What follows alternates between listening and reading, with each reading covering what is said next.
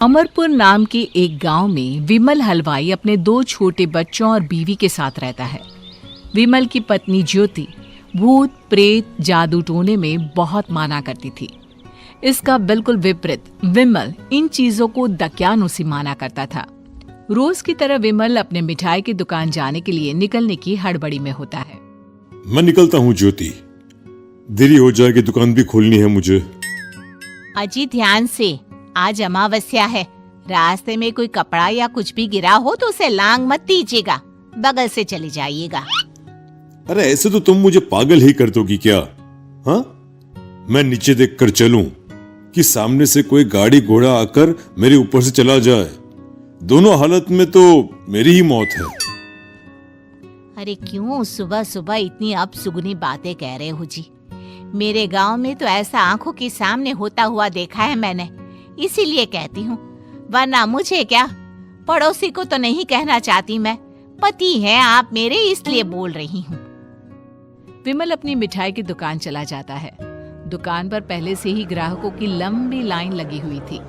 ये लो, वहाँ ज्योति अमावस्या को लेकर परेशान है और आज तो हमेशा से ज्यादा ही लंबी लाइन लगी पड़ी है। अच्छी खासी बिक्री होगी आज। विमल दुकान खोलता है। एक के बाद एक ग्राहक उसकी दुकान पर मिठाई ले रहे होते हैं। तभी गांव की एक बूढ़ी औरत विमल से कहती है, जिस तेजी से बिक्री हो रही है, कहीं किसी की नजर ना लग जाए, नींबू मिर्ची टांग ले।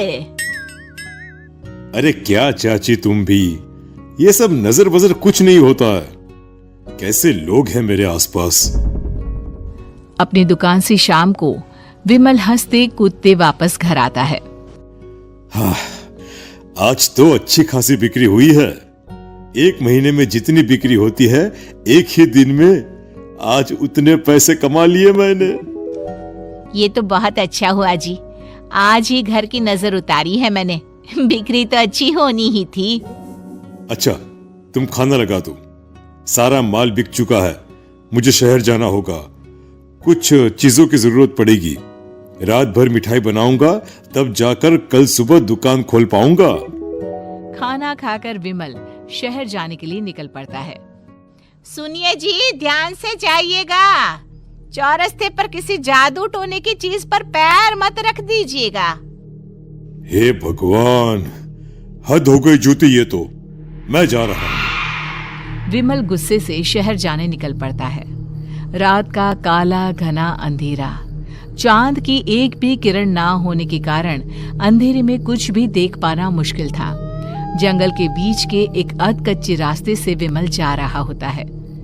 चारों तरफ गुफ अंधेरा और सन्नाटा सुनाई दे रहा था, और सुनाई दे रही थी विमल के पैर के नीचे आ रहे सूखे पत्तों की आवाजें। तभी अचानक दूर से उसे कुछ आवाजें सुनाई देती है। अरे, ये इतनी रात को जंगल के रास्ते कौन जा रहा है? शायद कोई टोली होगी।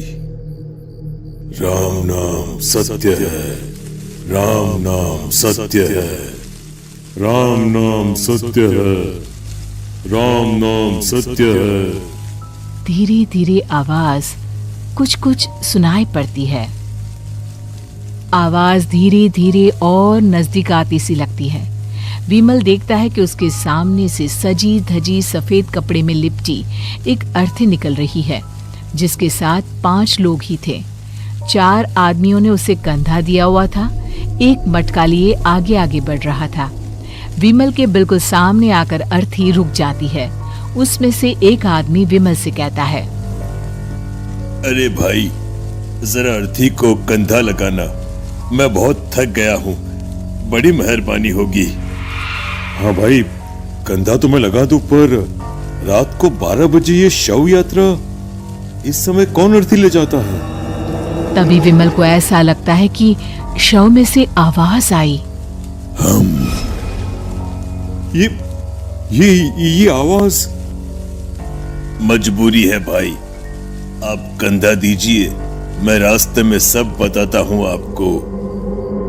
विमल अर्थी को कंधा दिए चल रहा होता है कि उसे ऐसा लगता है कि हाथ में मटका लिए जो आदमी शव के आगे चल रहा है, उसके पैर उल्टे हैं।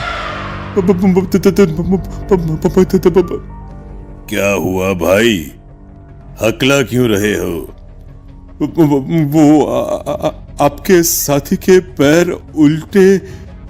विमल अपनी बात पूरी भी नहीं कर पाता कि वो देखता है कि उस आदमी के पैर तो सीधे ही हैं। अरे नहीं, कुछ नहीं, मुझे शायद वहम हुआ होगा। धीरे धीरे सब आगे बढ़ रहे होते हैं। तब विमल को अचानक लगता है मटके में से एक हाथ बाहर आ रहा है। विमल घबरा जाता है। इसके पहले वो कुछ बोल पाता, कल्लू कहता है, मेरा नाम कल्लू है। हम 6 दोस्त थे, जिसमें से एक को तो तुम सोया हुआ देख रहे हो।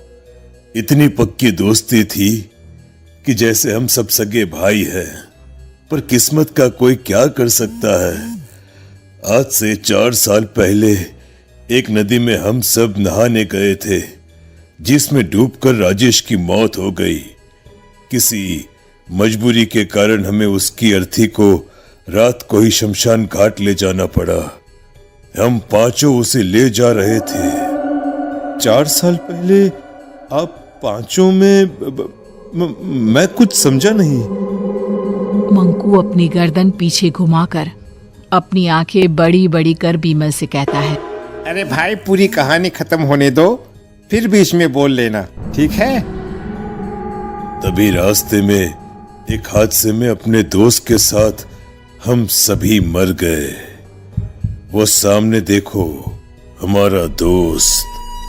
विमल सामने देखता है। उसे दिखता है कि एक ऐसा आदमी जिसका शरीर कई जन्मों से पानी के अंदर रहने के कारण सफेद पड़ गया है। उसकी आंखें बाहर की ओर निकली हुई थी। फिर ये अर्थी किसकी है? अर्थी के साथ के लोग अर्थी को नीचे रखते हुए एक साथ विमल की ओर देखते हुए कहते हैं, तुम खुद ही देख लो।